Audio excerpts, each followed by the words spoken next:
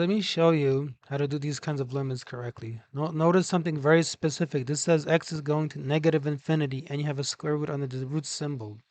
So my experience teaching is sometimes people get this wrong. There's a very subtle thing that occurs.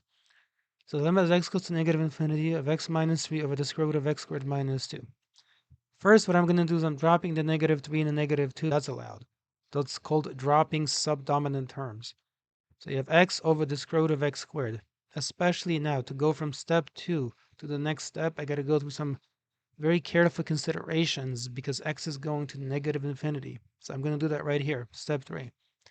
In general, when you have the square root of x squared, it comes out in absolute value bars because x could be positive or negative. Second, specifically, when x is less than 0, that means the square root of x squared is negative x. Notice this little negative that you put in front of the x that you've taken out. So as an example, it's step 5. If x has the value negative 3, then the square root of negative 3 squared is the negative carried down of the negative 3, which is positive 3, which is like at step 3, applying the absolute value bars, essentially.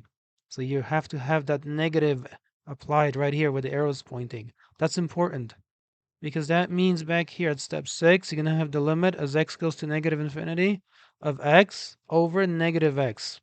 When you cancel the 2 and the root, you got to introduce a negative there in front of it for the reasons I've explained. Then you can pull the negative all the way out, and x divided by x is 1. So you end up with negative 1 as the value of the limit, not positive 1. Stare at this a little bit if you have to. It's all in there. And then if you have variations of this, you can do them similarly.